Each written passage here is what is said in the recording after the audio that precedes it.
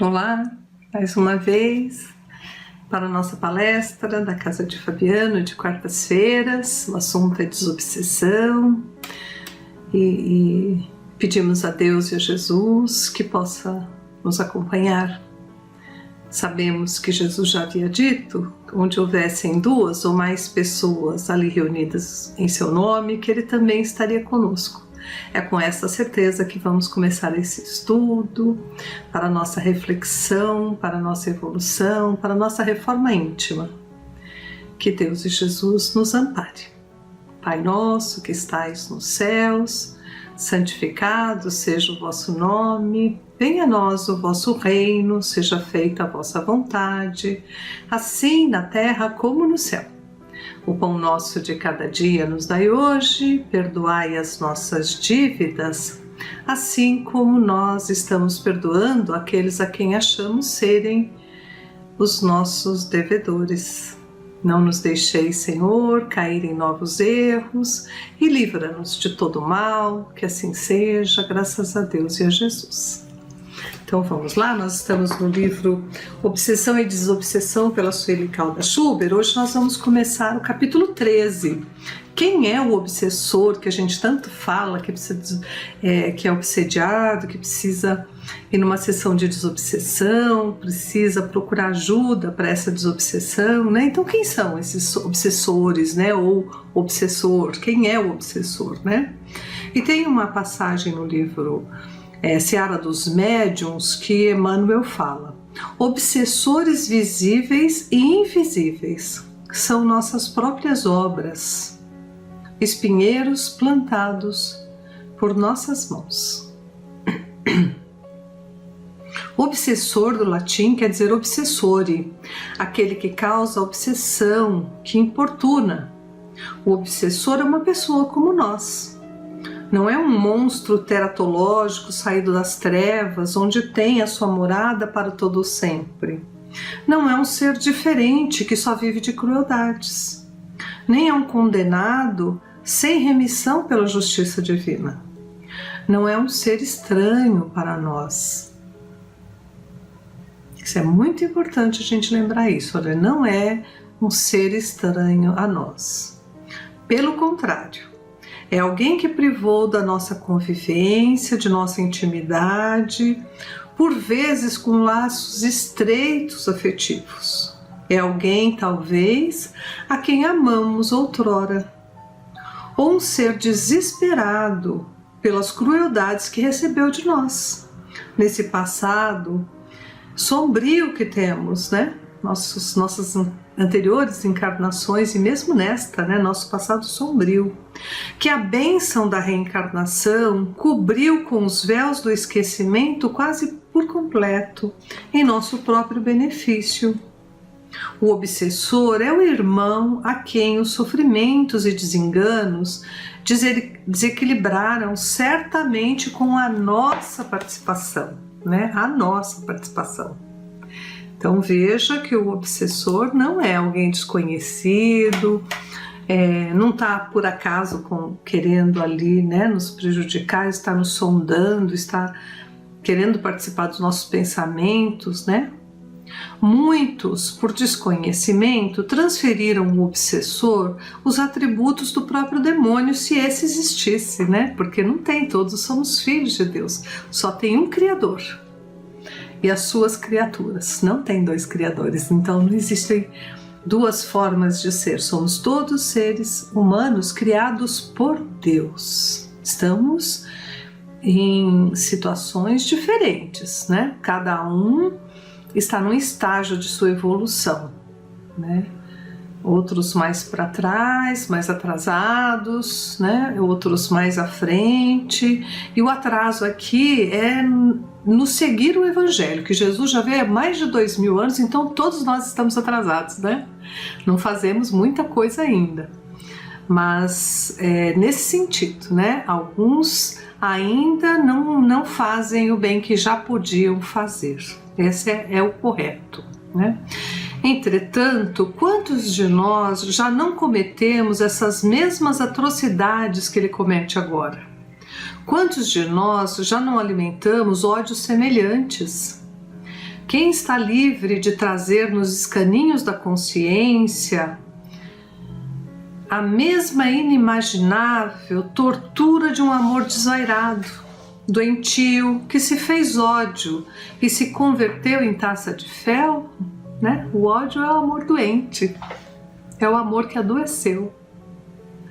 Quem pode dizer qual seria a nossa reação se vivêssemos as tormentas que lhe corroem as profundezas da alma? O ódio só no amor tem cura. É o antídoto que anula os efeitos maléficos, que neutraliza e, sobretudo, transforma para o bem. Geralmente, é o ódio que impulsiona o ser humano à vingança.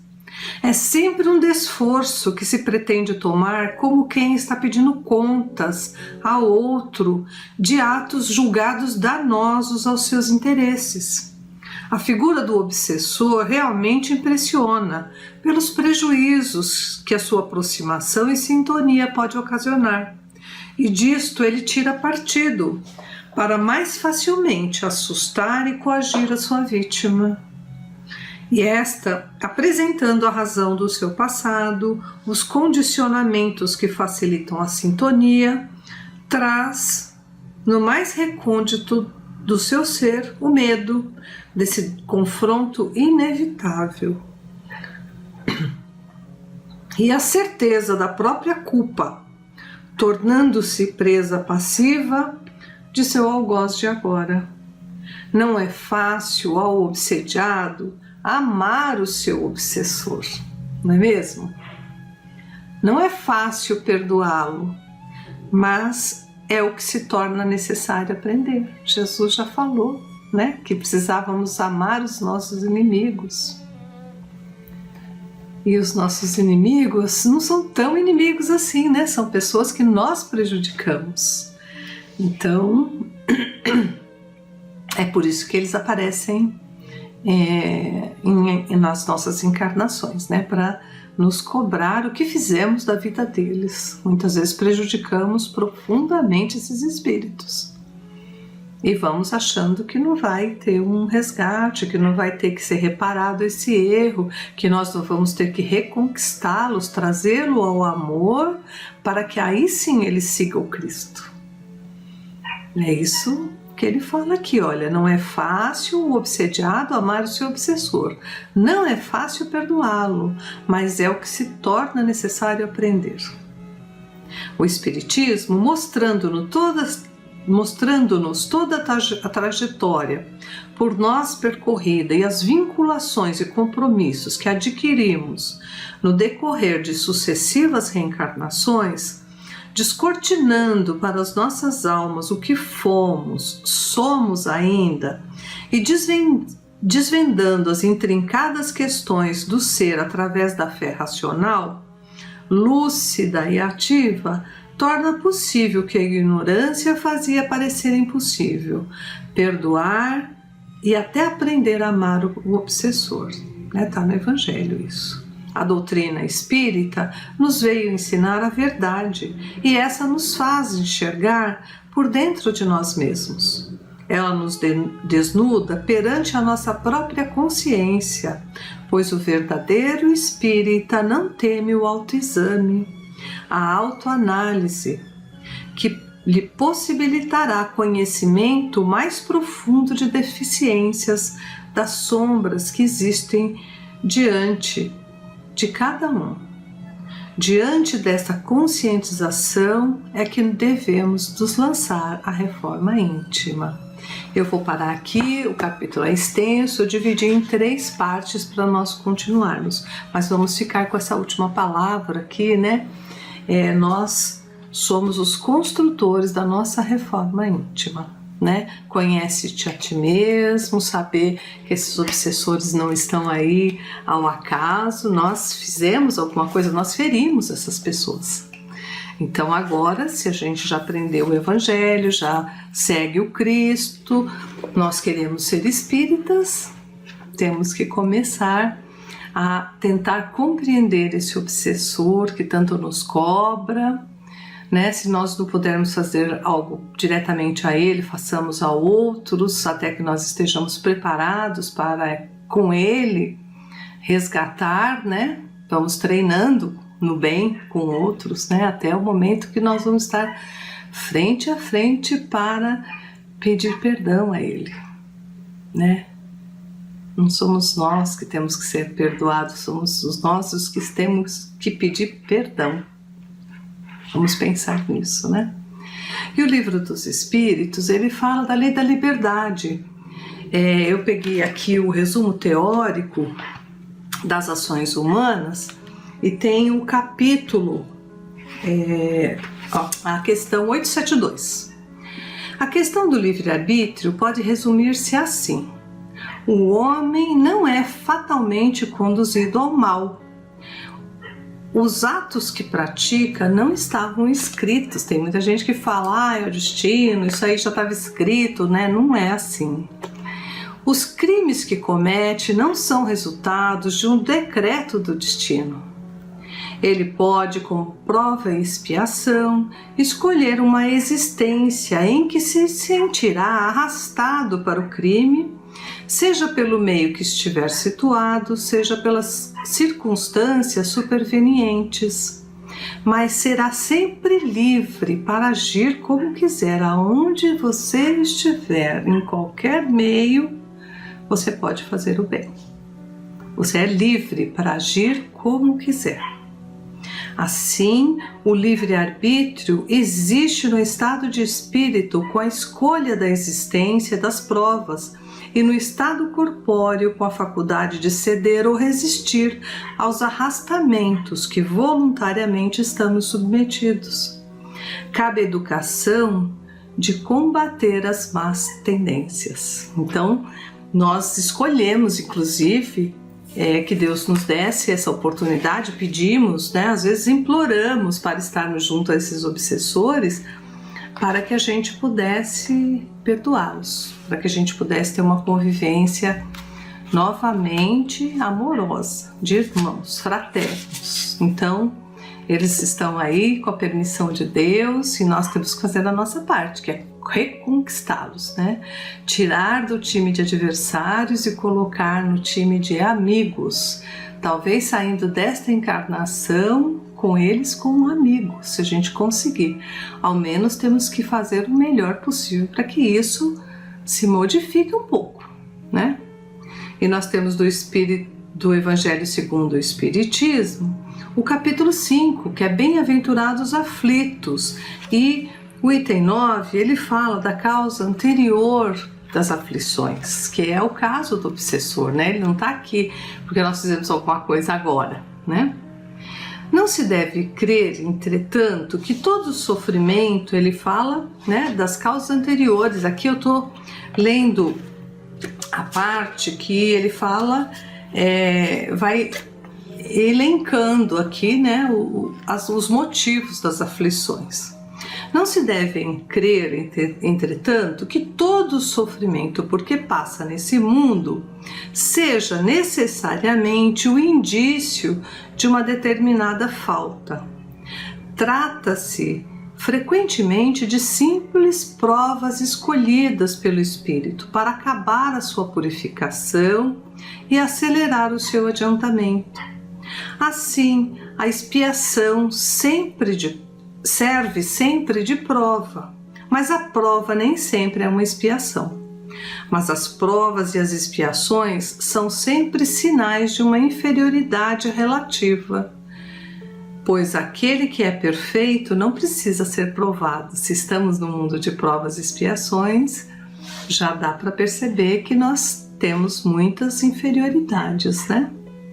Não somos espíritos perfeitos.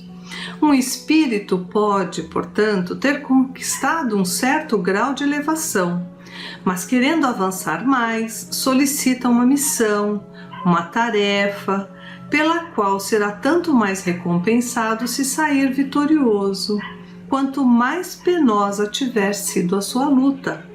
Esses são, mais especialmente, os casos das pessoas de tendências naturalmente boas, de alma elevada, de sentimentos nobres e inatos, que parecem nada trazer de mal de sua precedente existência e que sofrem com essa resignação cristã as maiores dores, pedindo forças a Deus para suportá-las sem reclamar. São os missionários, né?